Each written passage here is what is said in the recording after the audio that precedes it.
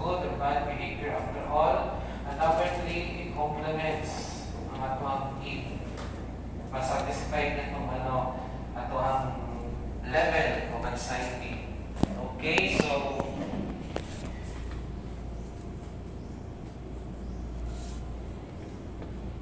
thank you.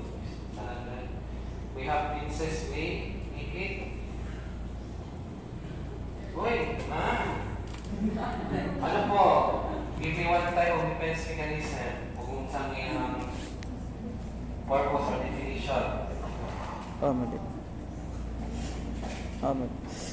Denial, sir. Denial. So, denial is what? Sa siya na, Madam, defense mechanism.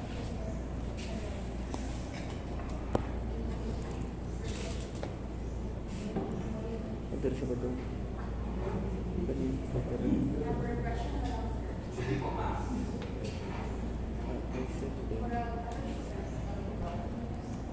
Way of defense mechanism is favor of repress na lang. Okay, what way niyo po gina-repress, ma'am? Kung sa process of repressing? How can we say na na-repress ang particular na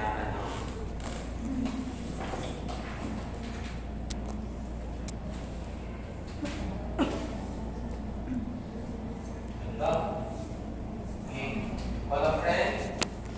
Si Sir Sanuka. Sige, sir. Thank you, ma'am. Defense mechanism, sir, makuha sa repression, sir. Bali, tayo sa repression, sir, bali, gina-depensa sa tao ang iyang mga experience, sir, which is, for example, mga bad experience niya, sir. Bali, hindi na niya gusto malipod or hindi na niya gusto ma-encounter ako ng mga experience. That's why, gina-repress niya ang iyang, gina-defense niya ang iyang bali, gina-apply niya ang repression sa defense mechanism. Okay, so that's one also. Repression, defense mechanism in which there is a particular memory or activity. It's either too traumatic for you to acknowledge or too bad for you to remember. So, ibig sabihin, in the process of repression, you are unconsciously voting, you tend not to recognize that activity or incident by repressing and putting it unconsciously in your unconscious thought. So, you tend not to acknowledge. So, sir, sa may suppression po. So, ang repression and suppression is a two. Now, however, the suppression, it is consciously not acknowledging something and putting it in your unconscious mind. So, ang repression, unconscious, work on unconscious. All of the defense mechanism, except suppression, is conscious, but the rest are on the workings of unconscious level. So, si suppression, consciously mo na you don't want to acknowledge or recognize, so you put that in your mind. So, but the repression, unconsciously, halimbawa, napakan ka giro sa una, gamay pa ka. So, do you have any means like 2 to 3 years old na ka-remember ni mo? Hindi. Sa karoon na tayo. Hindi. Pero ano yung minsan yung nakikino, ang kita ka, imong sense of anxiety kay mo tukar. Saka na, bumanifest kihapon siya. So, despite na ibuhan siya there are some manifestations to that. Hindi mo siya manufactures. Naaga po siya sa matter of mag-trigger or na-manifest in terms of anxiety. Kung itag-ilo for no reason, lalo na kay fear. At kung yan, aside from the three types, na reality, na neurotic, na moral, na anxiety. Okay, sige, next. Zero, like the guy.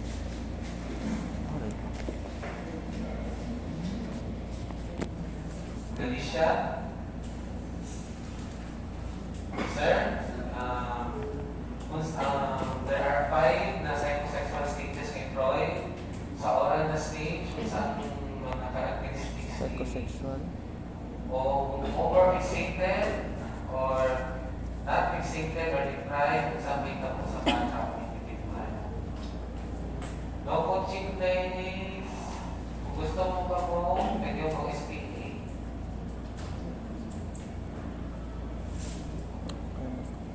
Sa oral, sir, the stage, F-Freud. Kung saan itong mga pinipiliting at mga characteristics?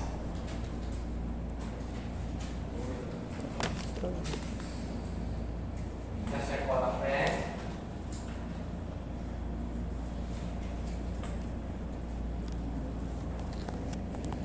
Final exam, muna call a friend.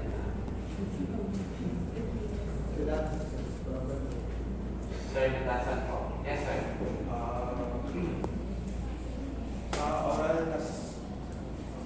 Oral na stage group is, we all know, 7 years old is a baby, sir. So, Yes.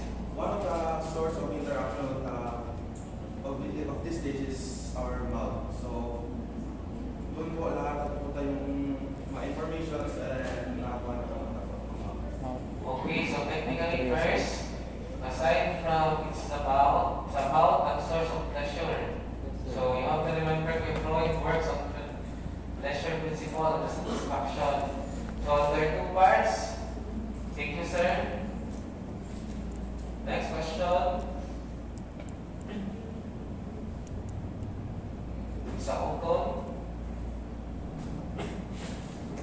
if we are too much na overfixated or deprived sa oral stage, sa one tendency po. Ma'am, moral anxiety, is that a question for me? Okay, sige, thank you. So sa isang piingon, pag mapunta na po, do not draw it back to me as a question. I don't think a question, I need an answer. So, dili niya mapamutan. Anxiety, sir. Erotic. So, technically, once orally fixated, kaya niya ano? So, there are chances of kung saan mga behavior. Pamunta ko. Smokers, binge eater. Okay, so, okay, sa Tagalog, so ina na. That's among the characteristics sa oral. No, so technically, the pleasure is on the mouth. So next is the anal. So where is the pleasure for this time? Fixation dito. Let's call another one. Jasmine.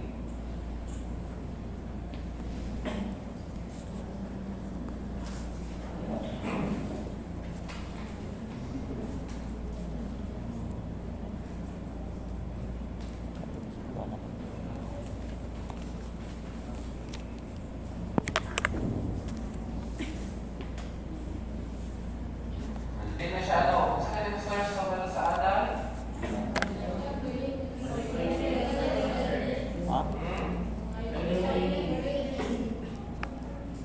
Yes, that's the ano, but asa ang source of pleasure. Dili ang toilet cleaning yung source of pleasure, ani. The bladder, anal na part. Pag-ibang pag-ihi. So sa bata pa, sa pagkapunto, pagkaon.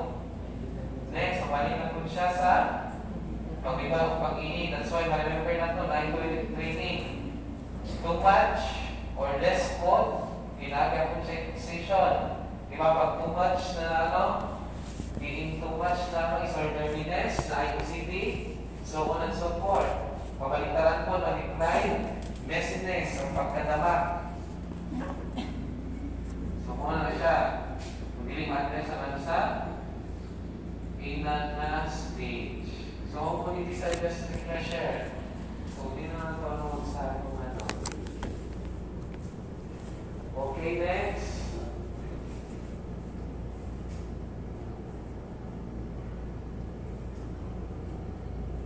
Eagle. Okay, interpolation. Okay. Nabaha. Yes po, ma'am.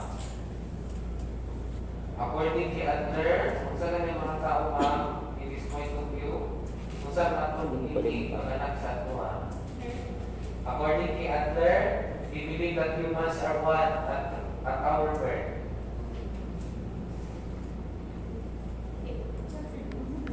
Sige ma'am, according to Adler, lingon siya sa atong pag-anak kung saan atong characteristics.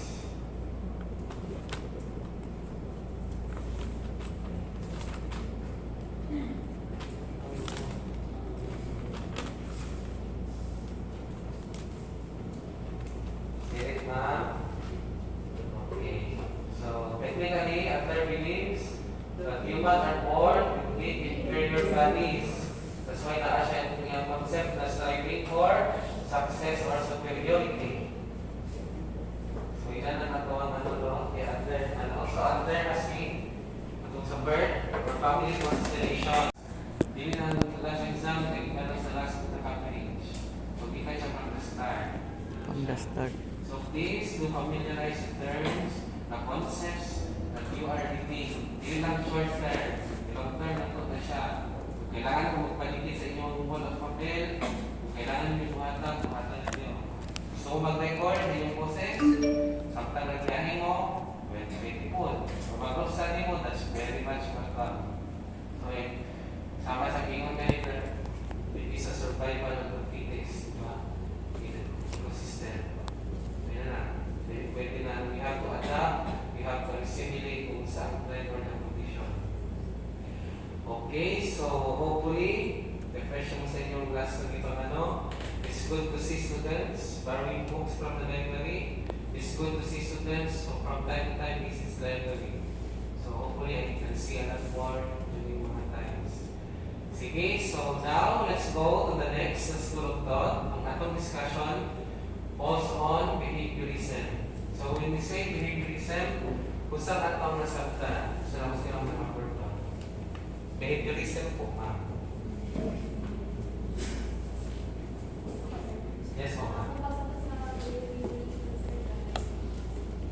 Behavior sa na ano din mag-apply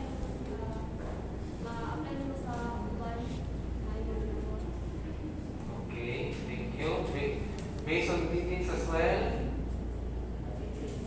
Miss Shaila, so ako na sa inyo, but by the means of social learning, kita niyo sa langit, kinabuhat nila, or at the same time, motivated, driven, or nakay punishment.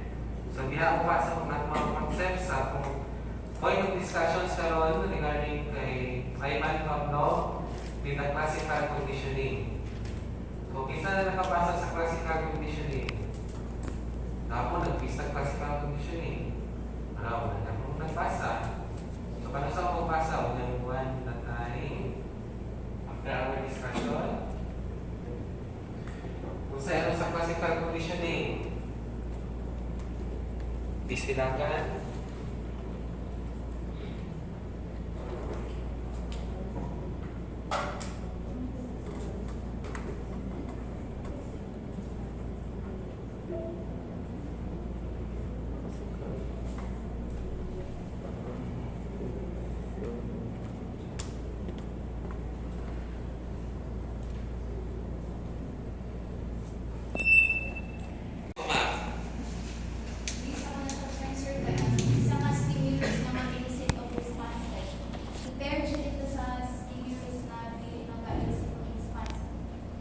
classical condition.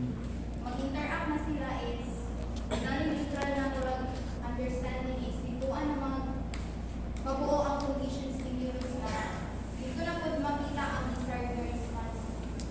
thank you. So when you answer, do not incorporate mga fictitious, murag, ganaw, according sa iyahan. Pwede pa, according to po, provided the same, furthermore, my readings according to ito mga source. So, kung dili ko yun, kung nag-Google Scholar, etc. Okay, so tama yung answer po ni ma'am. So, it is a form of conditioning in which there is a process that will be undergoing. So, please refer sa implicit sa dog. So one of the early experiments of Ivan Pavlov is on dogs. Because technically, he's working on a laboratory working with dogs. And at the same time, Ivan Pavlov is a physiologist. So he has ventured, nakita niya, why not try to have the experiment as well for the dogs regarding the human behavior.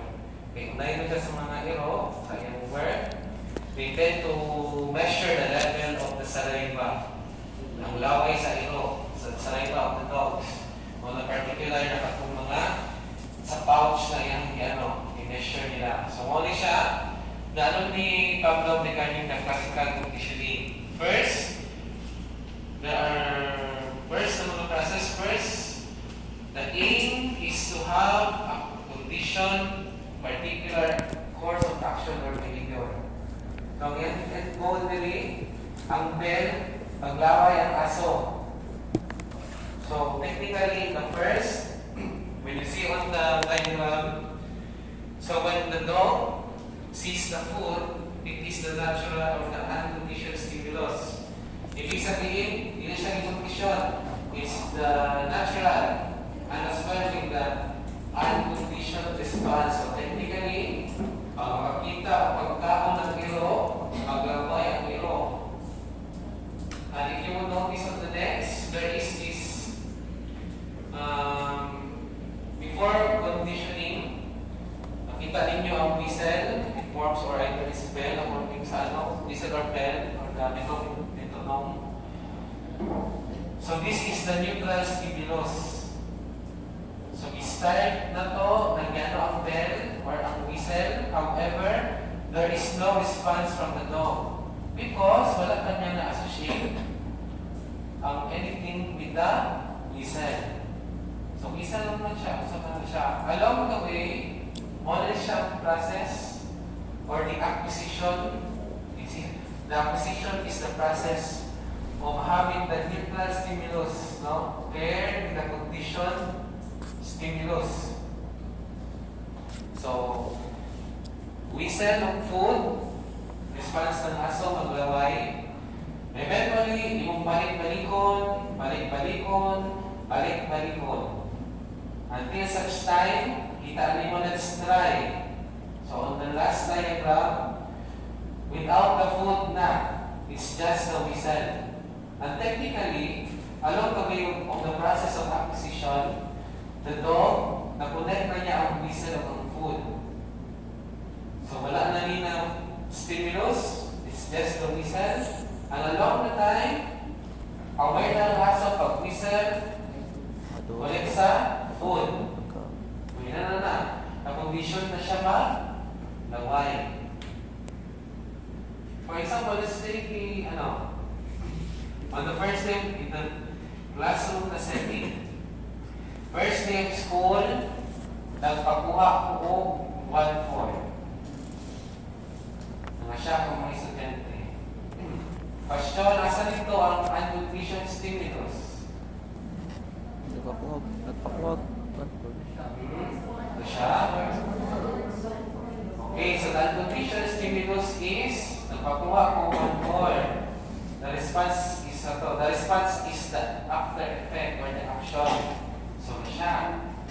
So, eventually, si sir, sige na lang pag-quiz. Sige na lang pag-quiz, si sir. Sige, pag-quiz. So, yeah. On the process of acquisition, every time ang sulti na ko o so, dili na quiz, automatic na pag 1-4, pag-quiz si sir. So, you had been already conditioned to that na stimuli or stimulus. So, it's a process of conditioning. That's why makita ninyo ang mga aso, kung different na mga amo, different, usay, magbigong ang aso. Kung imaw train, sit, nalatagan yung food, wait. May upan, yung tagan ng diretso. For example, iron ni sir, i-train niya na mag-wait, may pag-ingon pa siya go, kaya diha pa siya mukha na tulong-tulong. However, hindi ka pa siyang balay, kung yung tagan, eat. Wala na ka pa wait. So the dog will have a sense of confusion. Sa mga yun yung one anyway. Wait. Kaya mapunara na naman. So yun na lang. Kung saan ako ang very visited to that particular na conditioning na to. No, dili ka maka-expect further na behavior na mag-alter effect sa iya. Kung unsa ato ang i-tone down na behavior ato sa iya, in particular na mo to ato expected with the i-connect na nato from first neutral stimulus, eventually name na siya condition stimulus. So wala na itong ano. For example, again, pag-itag mangga, kung saan itong natural response? Why? Okay. Kaya, na to si ma'am, naidala yung mangga. Tingnan niya friend, ako yung mangga nila, friend. Kaya may una si ma'am, dami ba ka sa uyap? Okay, so uyap na, partner na niya ang mangga sa uyap. So unang, ang condition stimulus na mangga, ang condition response ng why. Eventually, i-process, on the process of acquisition, ang uyap ng mangga iyan ni partner. So on the next na mga coming weeks, isang wala ng mangga, ang uyap na ang na-condition na siya. Uy, mangga, maglamay na siya. Because ang uyap was connected to the bingo. So with or without bingo, may process of acquisition, patong process of conditioning, na ano na sa iyang mind, pag-uyap, maglabay, gananong mangga. So na. May question sa classical conditioning? If none, I will move to the next. So na different concepts, no? But I will just discuss it tomorrow. But as of today, allow me to kung unsa ang difference sa operant o sa classical conditioning. Hindi kundi.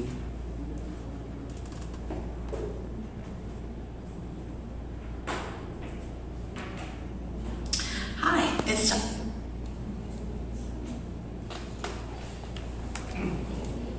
Okay, so one of the sa classical conditioning is unlimited behavior. However, we also have the counterpart from the classical conditioning. We have the operant conditioning of Bernhaus F. Skinner. So, pwede silang gawa bilang mga earliest na experiments kay animals. So, yun, hindi pwede tao. Ikaw, gusto mo kaya kang kaya, na-experiment ka.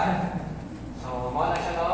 Na yung mga umpanan to place the ethical consideration for having these experiments on animals. But in ethical consideration also, atong ipanagian sa tao or animals. So, which is greater na value, no? For the greater good and in the name of science and development. So, mga na siya nabuhat ng mga experiments. So, it may seem sound too harsh, but there is a dire need for these mga experiments in the name of science and discovery as well. So, dili siya nahimong walay purpose. It is a purposeful experiment. But with the cause of the lives of the animals that were being part of the experiment, especially kung mga ilaga, like B.F. Skinner. So, si B.F. Skinner, he works on the concept of the operant conditioning. When we say operant conditioning, na like two parts, working on the punishment or working on rewards. So number one, we have the reinforcement, and at the same time, we have the punishment. So, atong punishment, the reinforcement, number one, it strengthens the behavior. Number two, it's the punishment, it decreases the behavior. However, punishment, both the reinforcement and the punishment has positive and negative. So let's watch the video. Usually, ang common connotation sa positive and negative is good and bad. However, in the context of operant conditioning, it does not work on that manner. So let's check the video. The point of argument are very much welcome afterwards. It's Dr. Z. I'll be discussing the two key concepts of operant conditioning. By the end of this video, you'll be able to describe reinforcement and punishment in the context of operant conditioning. You'll also be able to apply these concepts to yourself for application paper number 4. As discussed in your textbook, B.F. Skinner expanded on the work of Edward Thorndike and developed operant conditioning. In its most simplest form, operant conditioning is learning by consequences. Skinner used his operant chamber, also known as a Skinner box, to experiment with rats and pigeons. Like I said, it's learning by consequence, and Skinner described one's voluntary behavior as an operant. When we engage in this voluntary behavior, it accidentally leads to some sort of consequence. This consequence can either reinforce behavior or punish behavior. Reinforcement increases the desired behavior, while punishment decreases the desired behavior. Skinner also realized that behavior can be affected by adding something or taking something away. So from purely a mathematical point of view, positive refers to the positive side in math, which means to add something. Likewise, negative refers to taking something away. So most students confuse this important concept and mistakenly think of positive as good and negative as bad. This is not the case. So let's get to reinforcement. Okay, so if you the previous so yun.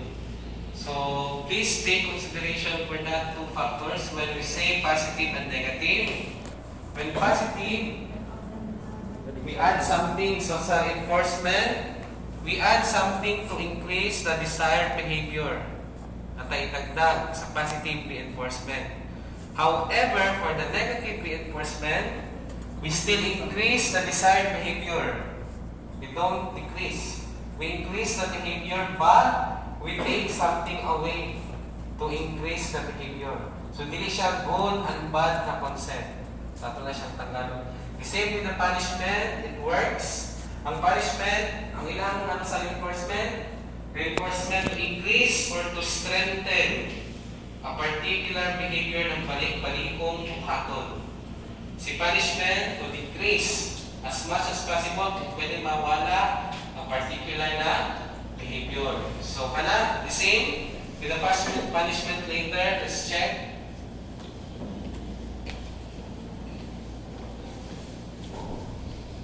Bad. This is not the case. So let's get to reinforcement. The root word of reinforcement is reinforce, which means to strengthen or increase. Thus, reinforcement increases the chances that a behavior will be repeated. It is also important to note that reinforcement occurs after a behavior. So imagine this scenario, a messy room, and your parents want you to clean your room.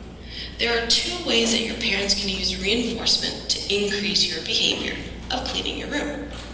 First one's positive reinforcement. Let's break it down into its parts first. Reinforcement means to increase behavior, and positive means to add something. In other words, we'll be adding a pleasant consequence or adding something valued or desirable to increase your behavior. Now, let's think for a minute. What can your parents give you that is nice or pleasant that can increase your likelihood of cleaning your room? The easiest response is some sort of reward, like money, maybe time with friends, a new video game, even receiving praise, like good job, are all considered rewards. On the other hand, your parents could try negative reinforcement. Let's break it down into its parts. Reinforcement means to increase behavior, and negative means to take something away. In other words, we're going to take away an unpleasant consequence. I bet it's annoying or unpleasant to keep hearing your mom and dad get on your case and nag you to clean your room, right? Well, the nagging is an unpleasant consequence. So when you clean your room, your mom, dad stopped nagging you, so you just took away the unpleasant consequence of nagging, and you are happy.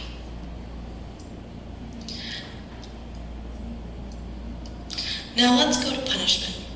The main purpose of punishment is to weaken your response or decrease your behavior. So let's imagine this scenario that you keep arriving late to your job. What is your boss or manager to do? You have two options in punishment. Positive punishment might be an option. Let's break it down into its parts. Punishment means to decrease behavior, and positive means to add something. In the case of positive punishment, we are adding an unpleasant consequence to decrease your behavior. Your textbook refers to this as punishment by application. The most obvious unpleasant consequence would be to lose your job. But other unpleasant consequences would be for your boss to assign you to work maybe a lousy shift or work with some unpleasant coworkers to decrease your behavior of arriving late to work. Lastly, we have negative punishment. Recall that punishment is to decrease behavior, and negative means to take something away. In the case of negative punishment, we're taking away or removing a pleasant consequence, or removing something that's valued or desirable.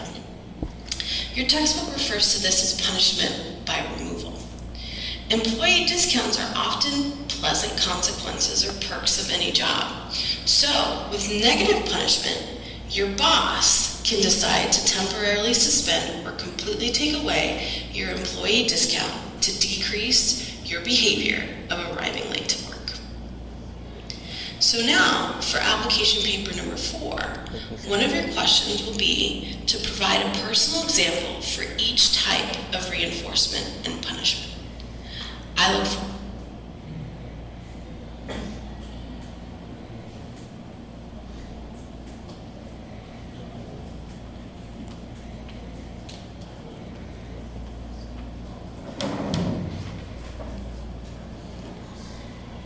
Okay, so any feedback or takeaways sa video? So if you would notice sa reinforcement, so there are 2 types, positive and the negative. So ang one po, on other psychology text, determine positive reinforcer or negative reinforcer. So please do not confuse yourselves. It's the same na concept na reinforcer and the reinforcement. Nakuha na to ang ano sa reinforcement. Kung when we say reinforcement, usang yung primary goal.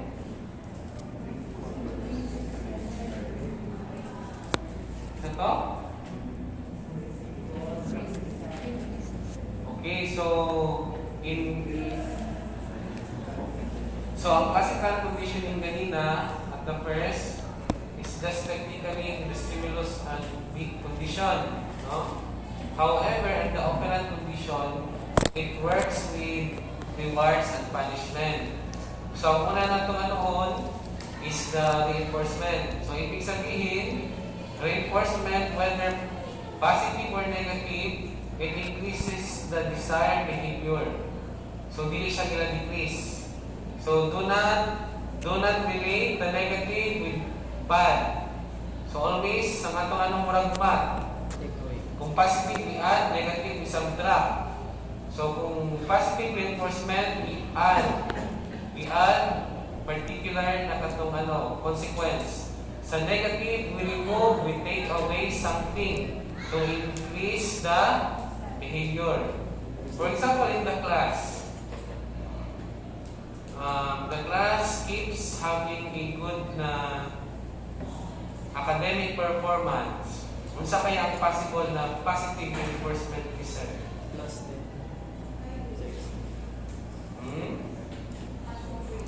Possible example, positive reinforcement, if the class keeps having a good academic standing, extreme, seminar, pwede siya mag-reward. Sige, so unsa po ng example sa negative reinforcement na akong pwede mo ato?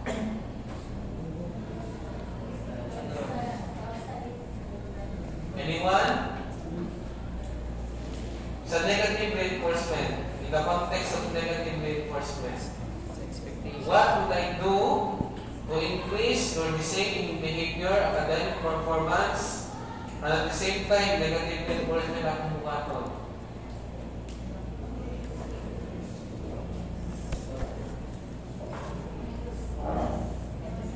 Anyone from the group? Take a guess, or make a guess, or any other. Sir, basically, sa doon yung exam, sir, para mas mukha Palisunod ang exam. Yes o ka?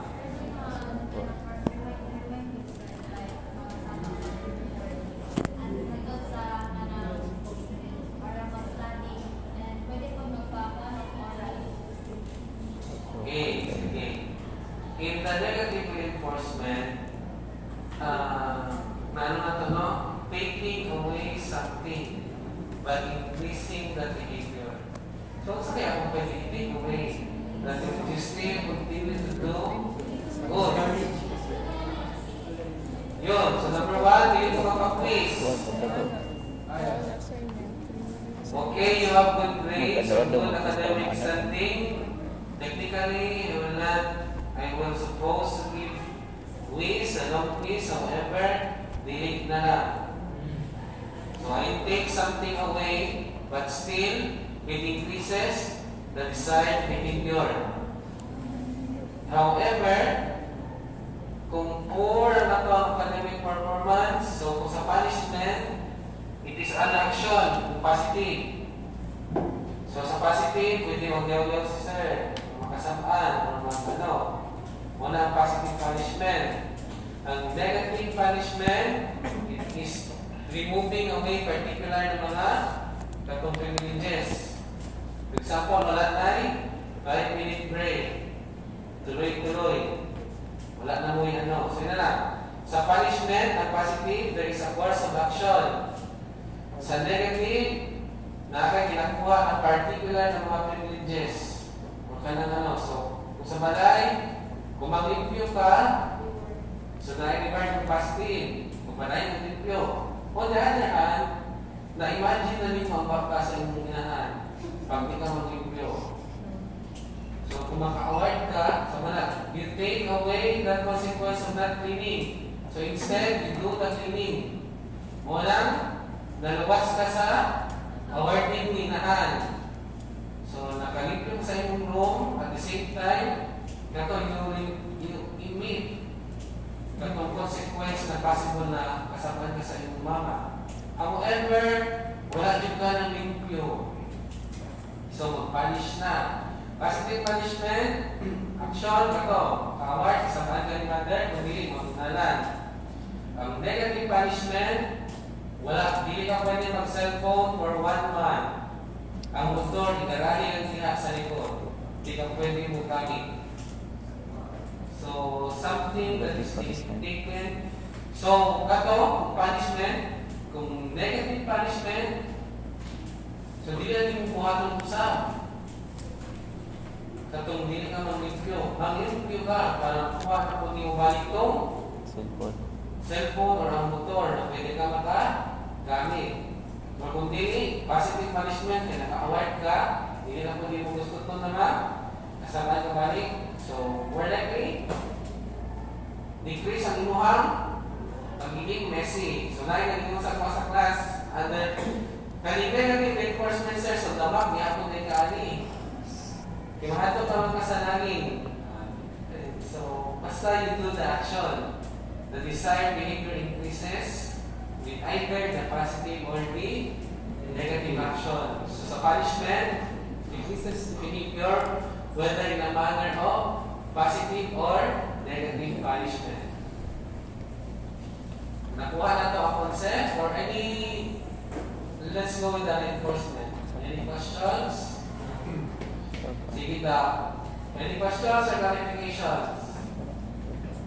If none, ako mga yung example sa class. With a positive or negative reinforcement. Or na questions? Sige, pinipin sa nato. That's why you have to understand this is good from time to time to read in advance the book. Another example, in the context of what? Sige daw ma.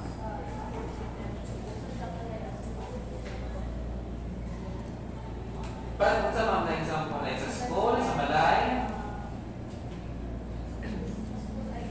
Sige, o sa balay. Dili ka sa cleaning, sa pagluto ng pagda. Sige. Sa pagluto, suko ka magluto. Lamihan yung maayo yung luto. So, yung mamang pinahan ng maayo. Agad niya, reward. Dili necessarily reward. It's a praise. A praise is in you. Salamat kayo sa pagluto sa lamang pagkaon. Kailangan ka siya. Umapon ka ng tuman sa 1 week. Yung bahala dili. But on the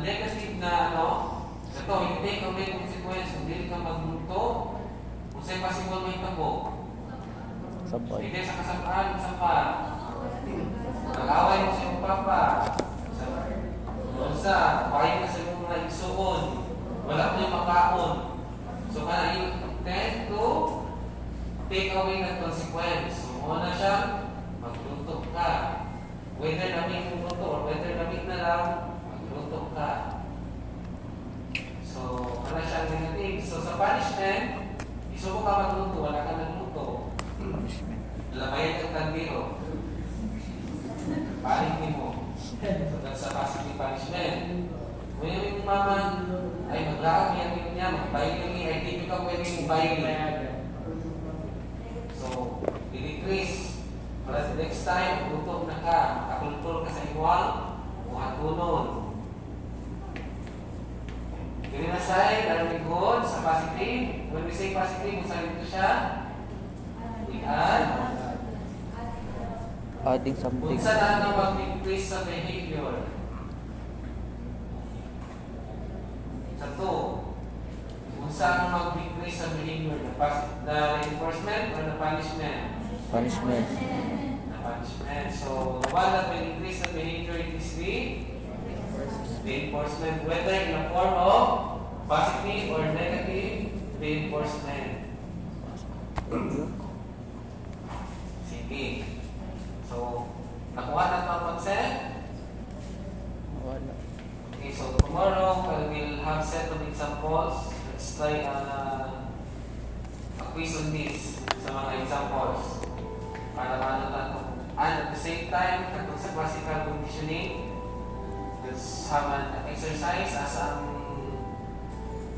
condition, mental stimulus, condition response, or condition stimulus.